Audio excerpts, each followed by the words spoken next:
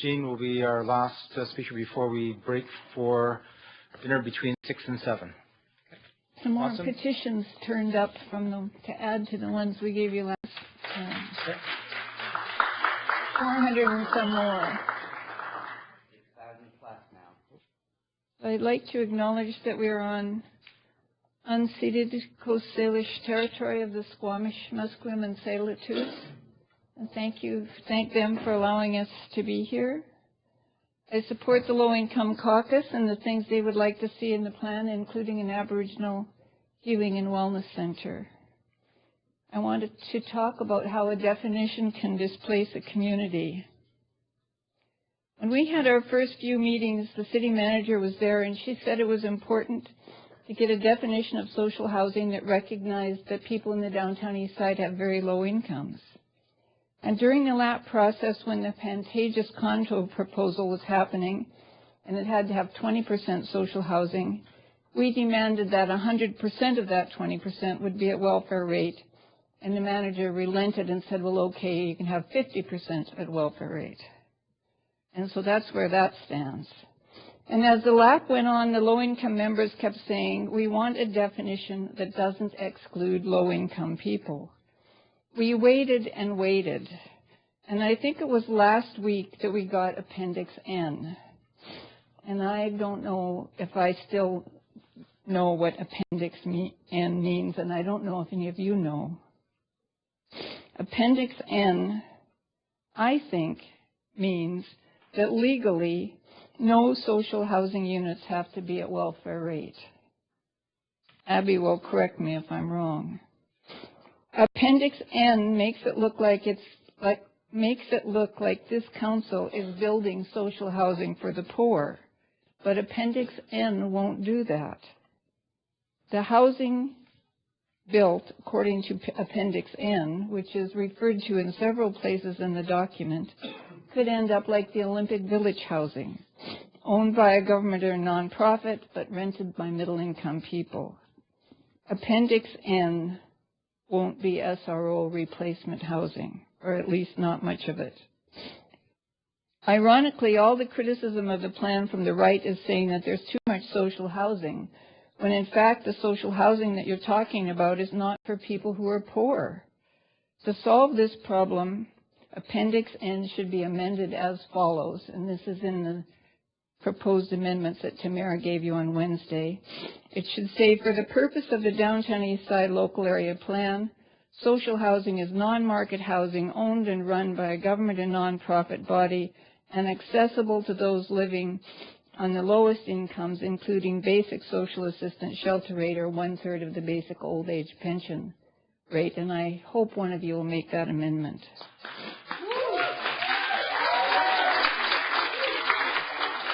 You talk about inclusion. The plan talks about inclusion, yet Appendix N excludes people who are poor from their own neighborhood. If all the new social housing, or most of it, won't be for people with welfare incomes, what happens to people Stephen Littman and others like him are evicting and displacing? We're losing hundreds of units a year, documented in the report that Tamara gave you on Wednesday and in the city's own SRA research, which talks about rents of over 500 in over 20 hotels. What can you do to prevent more displacement and homelessness, in addition to changing the definition? Enact the 60-40 now. If you don't, the DEOD will be wall-to-wall condos in a very few years, and you'll have a massive homelessness crisis. 60-40 will give us a little time to work for what the community needs. Require a higher percentage of social housing in all the other sub-areas too, especially the Hastings corridor.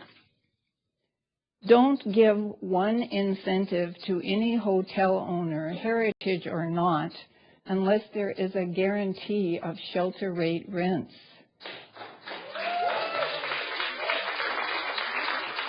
Work with Pivot on that SRA bylaw to prevent as many rent increases and evictions as possible. And lobby fiercely, I think Andrea used that word, and broadly, for higher welfare rates and more social housing programs, not just supportive housing, but for all low-income people. Pretend that low-income people are as important as the folks who want a new art gallery, and put an equivalent amount of money into housing and buying lots for housing to show that you're serious. Put lots of money for housing in the capital plan and work fiercely to get it passed. Take the welfare challenge. That would be part of a good lobby strategy. Micro units are too small. If you can delete all those sections, that would be great. I hope you'll pass the amendments that Tamara gave you on Wednesday.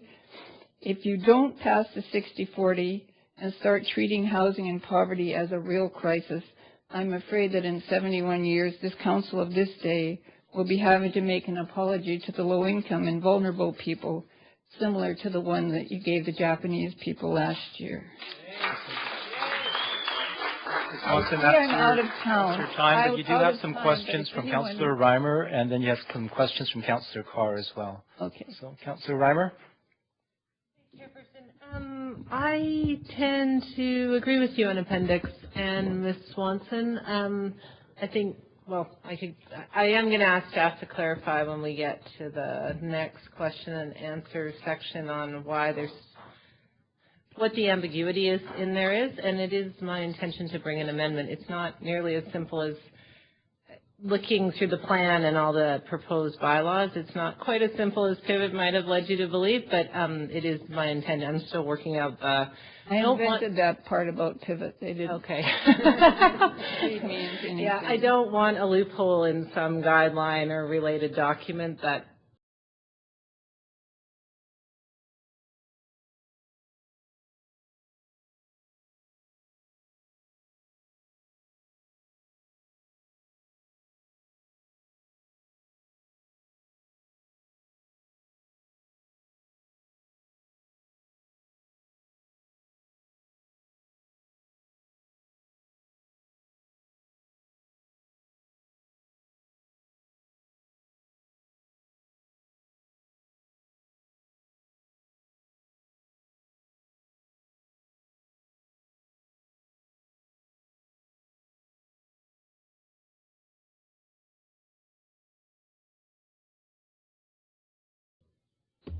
So that's all I can tell. And then in our housing report, which you should have a copy of, there's a section there that compares the rent increases to inflation increases.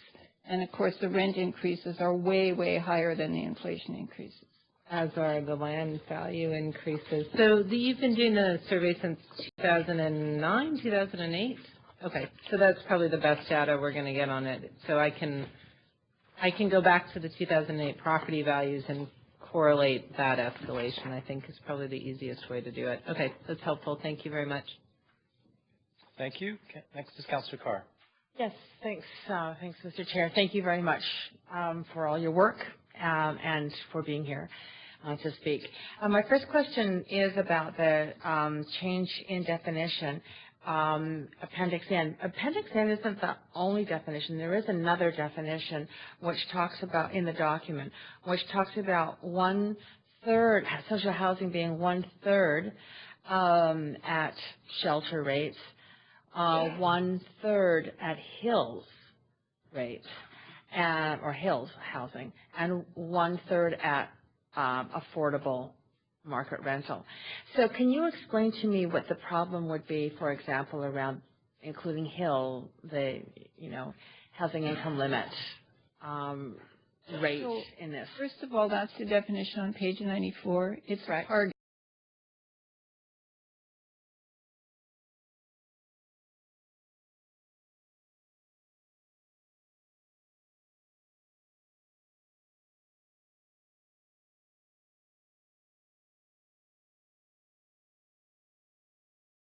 One-third at welfare rate is that it's only 1/3. So that means that of the 4,400 social housing units the plan is proposing for the next 30 years, which is way too long, only 1,467 would be at welfare rate. Now, then the next third is Hills. Well, Hills is $850 for a bachelor. So that's $240 a month more than a person gets for their total welfare check. So it's ridiculous. It's not replacement for SROs, which is what the downtown Eastside housing plan said should be happening, the 2005 housing plan. And then the other third is beyond ridiculous, because that's even way above hills, maybe 1,400, 1,200, 1,400, I don't know. Okay. So then, not including the last two, let's look just at welfare rate. Is it just welfare rate? What about the other supplements that are there? There's supplements for, disabilities. There's a rate that's given for just people on disability or seniors. Okay, so the shelter portion for people with disability, right, is $375. And what about a seniors? senior? I'm a senior. Yeah. A senior gets $1,285 a month if they're on the basic pension and don't have a bunch of other stuff happening. Right. And 1/3 of that is about $390 or something. So it's pretty similar. And what so about? It's very low there. That's why we always say welfare shelter, because it's virtually. Okay, and does that include also people, veterans, for example? Is that? Well, if they're on old age pension, it depends on what their source of income is. Okay, so basically the 1/3 at welfare rate covers off all those who are at low income, who are desperately seeking affordable housing for them. We say welfare pension. Welfare pension, okay, is the term. All right. In terms of the SRA policy, do you have particular advice around that policy? My understanding is that right now, the problem is that policy doesn't have specific. You can be on the list of offering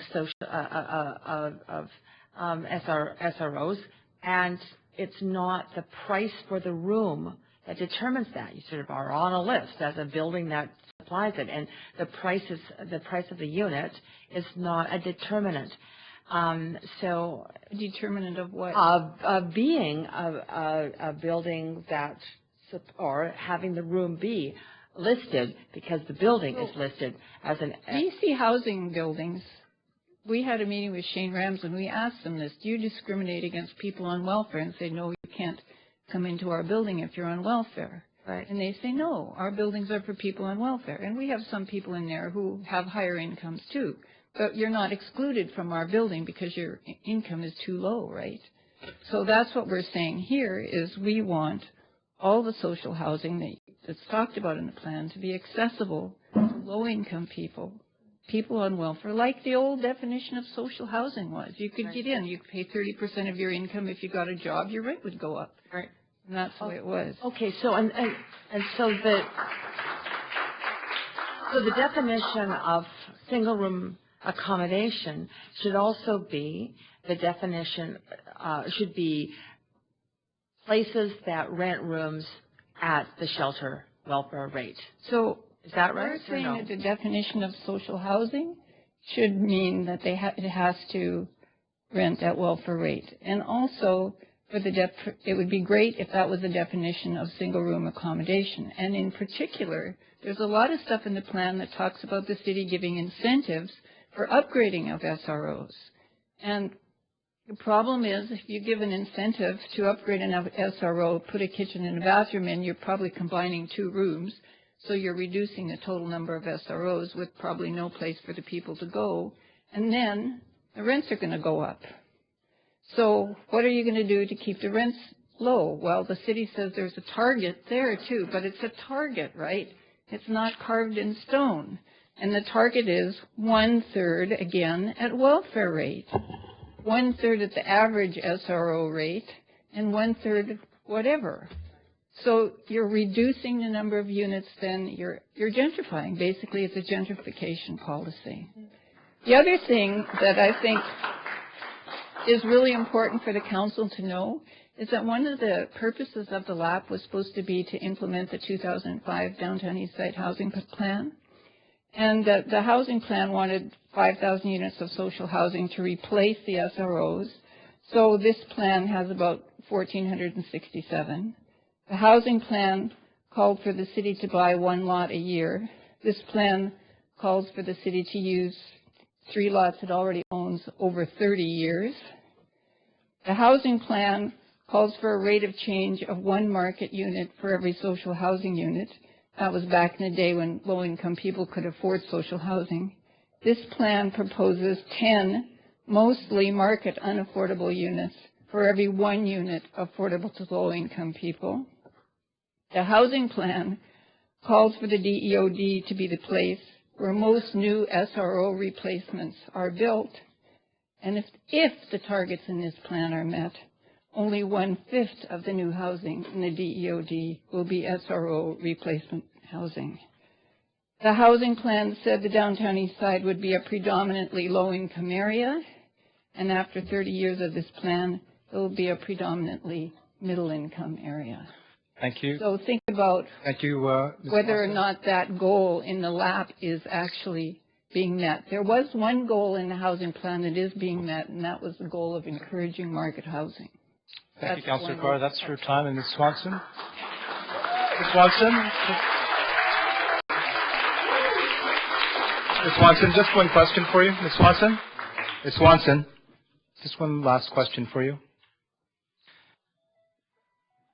Just as a result of the appearance of failing of what your goals are you in favor of council passing this plan, or are you asking us to vote against this?